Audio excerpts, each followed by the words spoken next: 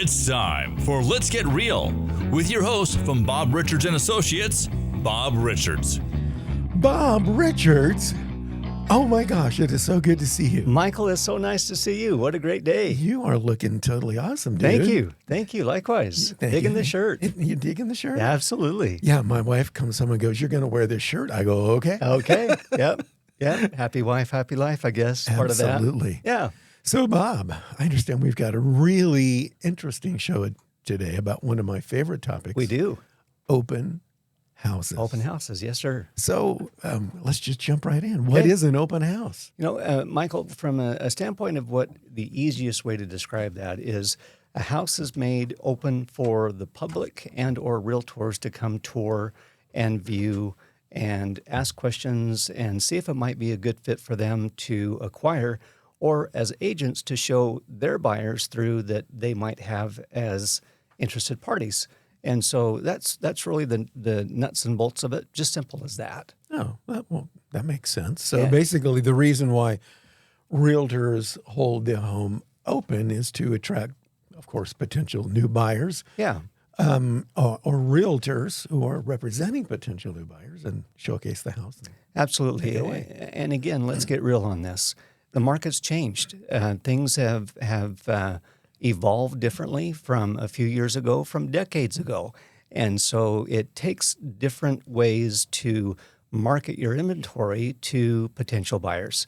Open houses have been around for a long time, but their effectiveness depends on how the presentation is prior to the open house and not just having cookies on a plate during an open house. Much better to have barbecue ribs and potato salad with That's not bad. Lobster croissants. Yes, absolutely, if you can afford that.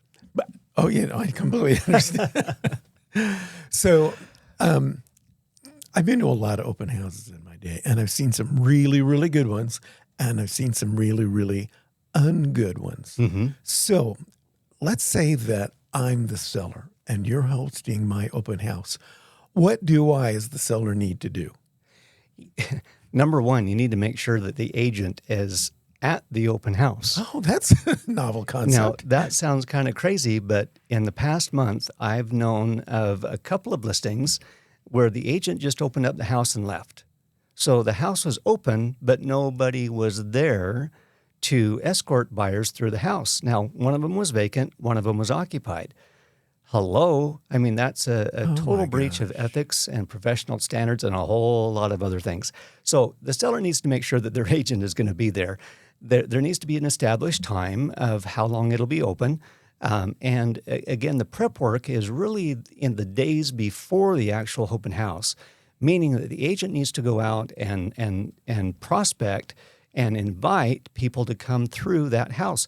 It could be neighbors, it could be a neighborhood, it could be an entire subdivision, it could be an entire community. Depends on what that agent wants to do in making that attraction to the house. If they're just simply knocking doors and, hey, come down and get barbecue and potato salad at my open house on Saturday, or who do you know that wants to be your neighbor here in this subdivision? I've got a new listing. I'm going to be holding it open on such and such day between such and such a time. Please call your neighbors and come over and take a look at it. Or not necessarily your neighbors, but your friends. Yeah. If you have friends. If you have friends. I have neighbors, but no friends. I understand. Yeah, you know. So I've heard, correct me if I'm wrong, that the best thing that I, as a home seller who's having an open house, one of the best things I can do is just leave. Oh, thank you. And that really is chapter 1, verse 1, isn't it? Yes. Besides having your agent actually there, the seller needs to be gone for that full time and maybe a little bit before and certainly a little bit after, because those that are lingering after the open house scheduled, let's say 3 o'clock, and they're still there at 3:30, and the homeowner walks in, well, anything that was going on with some mojo or some interest of that buyer goes away and just rapidly decreases, where the seller's like, hey, I'm home. And the buyer's like, well, yeah, we're in your home. We were thinking about making it our home, but you know what? Yeah, here's your home. And then they leave, and it's kind of a turnoff for them. Yeah. So that's an interesting point. I've talked to a few realtors in my day, and I remember in one instance the gal was telling me. I asked her, so how did the open house go? She goes, it was horrible. I go, well, why? She Whoa. goes, well, because the seller wouldn't leave. Oh, I go, my what do you goodness. mean? And she goes, well, the guy just kept following me and the prospects around the house and pointing out things that really had no bearing on making the sale. Things like, yeah, and this is where my son Billy, when he stood there, we measured him when he was 8, and this is when he was 10. And I want you to know that I put in the tile grout myself. And it's like, she goes, I just wanted to smack the guy. Oh, I bet. It's like, I said, did the house sell? She goes, no, because the guy kept following everybody around. So as a home seller, when you guys are holding an open house and you've got Bob as your realtor, just go away. Yeah. Just leave.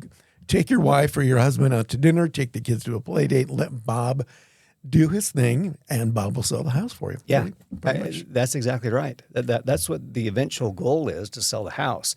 This may be a medium or a medium, A medium, yeah. a medium to present to the public, and certainly to help the seller in getting as many people as we can through the house. And if any of them are ready to buy and interested in buying that particular home, we're all over it. We'd love to sell it to them. But yeah, if you get those two parties together, it's not a good situation. Maybe eventually, Yeah. but in that initial look around, no. So you're holding an open house. Mm-hmm. So you're holding an open house for my house. How are you going to promote my open house for me to help me get the most number of possible customers to come look? What are you going to do for me? Great question. And like I say, Michael, it's a let's get real kind of a thing again. You can't just open up the house, have a couple of directional signs outside, and like I say, cookies on a platter. That's not going to sell the house. You've got to expose it to the other realtors. You've got to make announcements. You have to do social media. You have to do intranet and internet promotion and advertising of the open house, when it'll be, what it'll offer, what the maybe couple, 3 top selling points are of that house, so that it attracts people in a certain price point. Because if you've got something at $750 and you got somebody that can afford between $400 and $450 walking through the house, well, it doesn't really do anybody any good, except for they get a couple of cookies. But other than that, it's not going to create a sale. So you want to have a captive audience that's a target marketed buyer, and not necessarily just the looky-loos or the tire kickers. Yeah. So would there ever be an interest to, we do this as a strategy, to avoid the looky-loos, so to speak, and people who really are basically just cookie eaters and not prospective buyers? Would there ever be an interest where you would have an open house, which is shown by appointment only? How does that work? Yeah, very good question. We typically would do this on a more upscale type of showing, and depending upon the experience of the agent. If that agent hasn't really sold in that higher price bracket where a buyer would appreciate or expect more of a private showing, then I would want to step in and help, not follow, but it's simply to point out some things that really do add value to the home, to that prospective buyer. Because the agent who's a little bit less experienced, inexperienced, rookie, brand new, whatever, they'll say, here's the kitchen. Really? Yeah, how'd you know, newbie?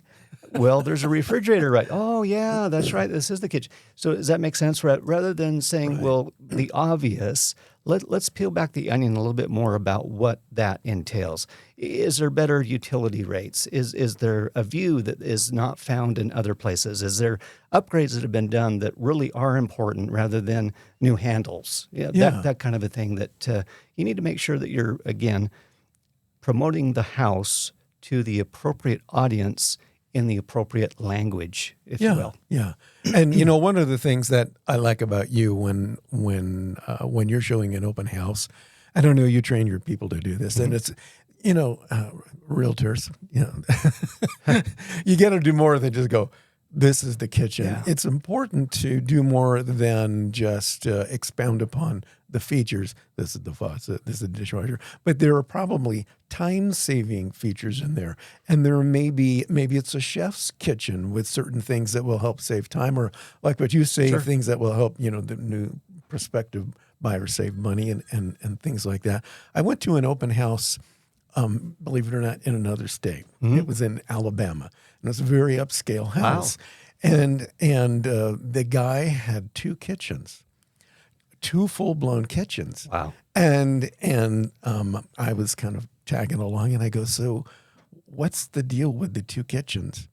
And he goes, well, the owner, among other things, he fancies himself a gourmet chef. So this one kitchen here is just like a regular kitchen for the family and things like that. And it was huge. This other kitchen, I go in there, it was all in red and gold and black. Wow. I go, what kind of a kitchen is this? And he says he's a gourmet Chinese food chef.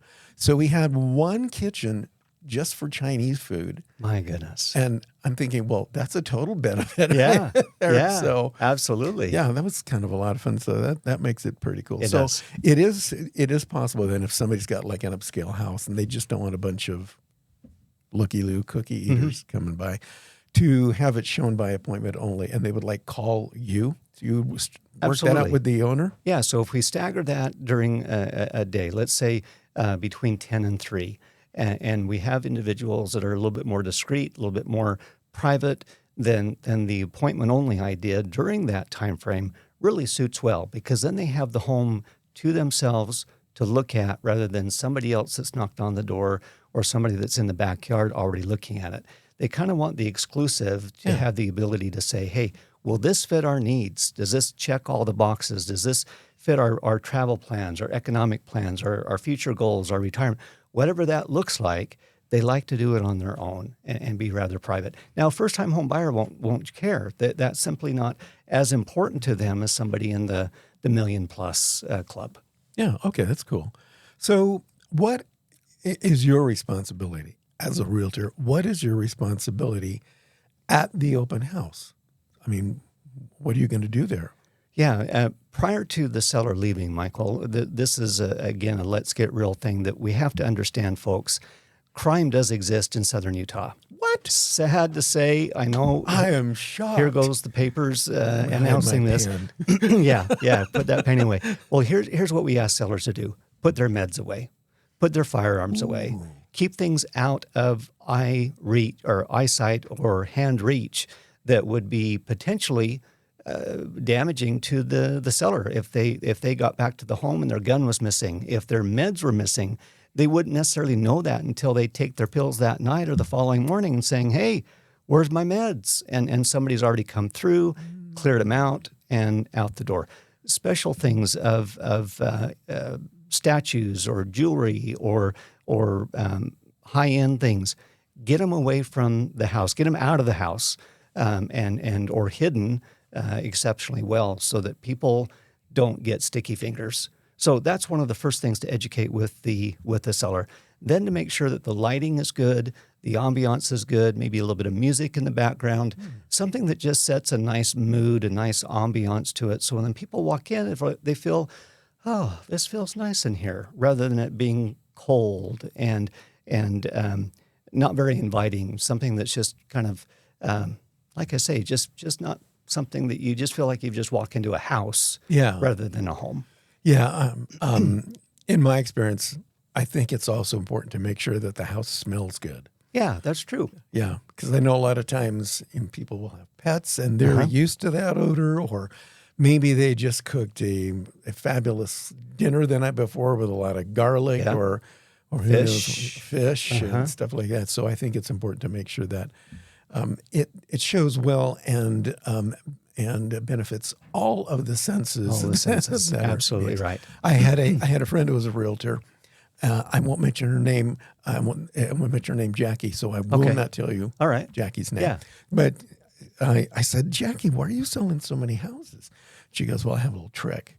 I go, well, what's your trick? And she goes, well, I know that everybody likes the smell of fresh baked cookies and breads and things like that. Mm-hmm. I go, are you telling me you bake cookies in the house? She goes, oh, no, I don't do that. She goes, what I do is I go to specific strategic areas in the home, like the kitchen and places like that, and I put a little dab of vanilla on the light bulb and turn it on. And when it evaporates, it smells like fresh cookies. Yep. I thought, oh my gosh, what a great idea. Absolutely. One of the best ideas and one of the best inventions ever. It's just a dab of vanilla Yeah. can change the whole presentation of the house, like you say, with your different senses that you have with your not. I ended up buying 5 houses because I never did find the cookies. It smelled so good. Oh, that's great. That's great. So, Bob, do you ever sell the home during an open house? Honestly, Michael, it is rare. And I have to be honest with people. It just is. You don't typically find hey, we love this house, we'll take it. Now, I will say back in the market of 2020, 2021, they didn't care. They said, we'll take it because things were just flying off the shelves and selling so quickly and above asking price. And it got into a bidding war right there in the house. And it wasn't healthy. And we're paying for that since that particular occurrence. Nowadays, though, it doesn't necessarily mean that the house will sell during that 4 or 5 hour period of the house being open. It's to attract buyers and to bring in buyers, but it's also selfishly the agent is wanting to pick up buyers to say, hey, you may not like this house. This may not check all your boxes or fit all your needs, but can I help you find another house that would fit your needs? So they're trying to pick them up as clients, as customers. Totally fine. Don't have a problem with that. But their main focus is doing their absolute best to sell that listing. And then if there's fallout, if you will, with other buyers that they'll want to work with to help them find something else, hey, that's a great bonus. Love that idea. Oh, that is a really good idea. I like that. So what are some pros and cons that exist to me as a seller when I'm having my home shown as an open house? I'm sure there's negative and positives. Yeah, there is. Well, this is kind of chintzy, but your utility bill is going to go up because the door goes open, the door goes closed, the back door open, the back door closed. And so, okay, that's not very much, but it does exist. Secondly, again, from a security standpoint, you need to make sure that the house is secure, but also, I shouldn't say the house, that needs to be open. But again, the jewelries, the valuables, that kind of thing need to be out of sight, out of mind, and secure. There also is the idea of damage. If kids come through the house, no matter if it's a first-time home buyer or somebody that has older kids, they can damage the house. And so you have to make sure that the agent is well instructed from the seller, hey, make sure that you are aware of, or please jot down any sort of issues that might be existing with the home after a customer's gone through. So I know if I need to get it repaired, if I need to get it fixed. Accidents do happen, but how do you lessen that?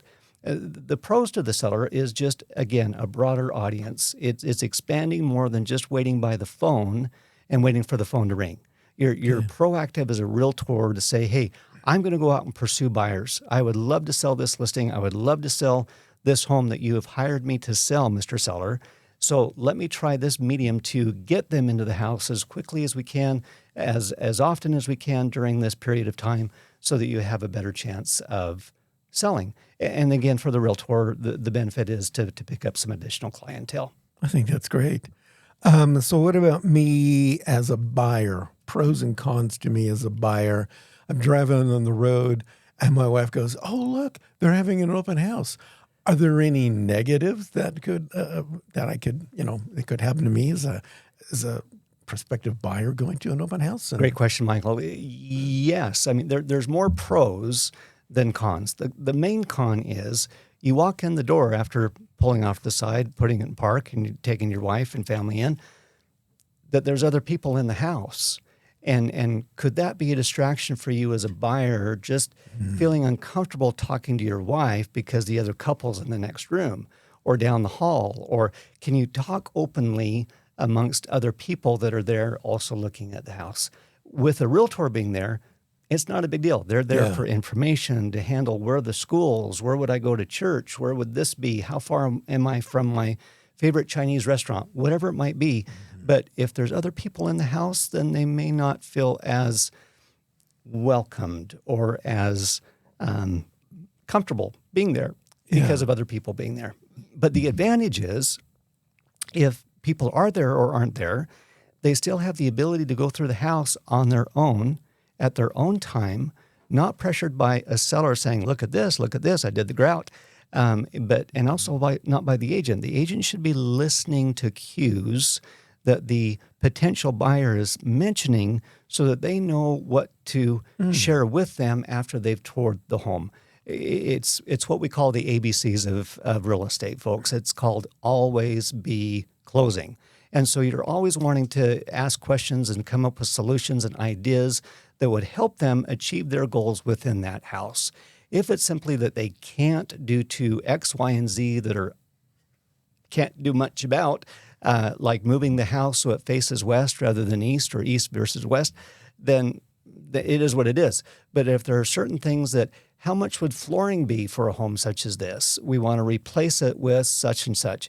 You know what? I've got a great resource of carpet and flooring. In fact, I've even got a bid because we felt the same way as a seller and an agent that likely we would need to get the flooring replaced. So here's a couple of bids. Oh, wow, that's great. Anyway, so you want to anticipate what people are going to be asking about and what their needs and wants are. And then you're there as a realtor to solve problems. Yeah. It's not a sales job. It's there to sell yourself in a way that is your profession, but also to sell the benefits of the house, Right. and then help them find something else if that's what's needed. Yeah. So basically, you're presenting the features and converting them into benefits, and by listening, to the people, you're going to know exactly what the benefits are that they're looking for. Absolutely. You know, well said. As my wife and I have gone through a lot of open houses, especially when we moved up here. Sure. And as a prospective buyer going through open houses, when I notice that there's other people going through the houses, I maybe it's just me and my lovely wife, but it tends to be a little competitive when there's other people in the house. So we find ourselves listening to what the other prospective buyers are saying. So the wife might be going, oh, look, honey, this is a great place to put these drapes, and this cupboard can go over here. And the guy goes, oh, yeah, and I can put my fishing poles over. So they're already deciding where they're going to put things. And my wife was going, oh, my gosh, we need to hurry up and do something because they're already making plans of where they're going to put their stuff. So I found it to be kind of competitive, which actually can be a good thing, especially for the realtor and the seller. Sure. So I think if the house shows well and the realtor does an excellent job of presenting it, if there are other people in the house, there may be a little bit of a competitive feeling, and it gives you the opportunity to take the steps necessary to get the competitive edge and at least make an offer or an appointment with you to talk more about the house. So absolutely, I think that's pretty cool. The emotional move-in situation with buyers, like you say, they're getting our furniture would look here, our couch here, our bed would be great on this wall, Johnny's bed over here, that kind of a thing. When that starts to happen, boy, it doesn't take much longer before that domino tips and that buyer says, we're ready. We want to pursue this. One thing for buyers that they do need to do is make sure that they bring in a pre-approval letter from a mortgage lender that shows and states that they have the ability to and the wherewithal to buy the house. Better to do that then rather than later, where after the open house they're like, oh, well, let's go see if we can get qualified. Well, you should have done that ahead of time because that gives you more leverage as a buyer should you wish to submit an offer that tells that seller, hey, we're good to go. Rather than, well, we kind of sort of maybe want to talk to our neighbor's friend's dog's cousin to get a mortgage. And then they can't qualify. Possibly. That makes good sense, especially in a competitive market. You've got to get the competitive edge over the other prospective buyers. If you go in with a pre-qualified, letter, you've got a better shot at getting this thing. You do. Yeah, I think that's a great idea. Absolutely do. Yeah, I usually just walk in with my suitcase of cash, but I know that we can't do that anymore. Yeah, when you did all of those homes that you bought, it was easy to bring in the suitcases. I know. Times have changed. Oh, my gosh. So, Bob, we're about out of time on this one. Do you have any parting words of wisdom as it pertains to open houses today? Yeah, Michael, buyers and sellers, don't feel like that is a waste of time. Don't feel like as a seller that you shouldn't have an open house. You may have had a bad experience before. If you've got a right realtor, if you've selected the right agent, say like myself, then you have a greater opportunity of selling the house during that open house. If it's just a matter of a plate of cookies, I totally get it. Don't do it. Or don't offer it to your realtor to do. But if it's something that really is looking like it could potentially bring in buyers based upon what the agent's presentation is prior to the open house, then allow for that to happen. Now, if you're in a destination location, something at the end of a cul-de-sac, probably not going to get a whole lot of drive-by traffic. But if you're in an area that doesn't have to be River Road or Bluff Street, but something that's a little bit more well-traveled, then you're going to pick up more people that come through. So again, do your preparation as a seller, do your preparation as a buyer. If you do that, then there's a greater chance for that transaction to come together, either on that house or potentially something else. That makes a lot of sense. So, Bob, how can we contact you if we'd like you to? You know what, Michael? Do our open house. Super easy. 435-703-UTAH is my cell phone number. It's 435-703-8824. My office number, 435-688-UTAH. So again, 435-688-8824. Always buyutah.com. Always easy to find me on the web, and many other websites where you can find me at as well. And I'm at Berkshire Hathaway, just downtown St. George in Ancestor Square. Cool. Thanks, Bob. And thank you guys. We'll see you again next time. Thank you. Take care. This has been Let's Get Real with Bob Richards from Bob Richards and Associates. For more information, buyutah.com. We invite you to return again for another edition of Let's Get Real with Bob Richards from Bob Richards and Associates.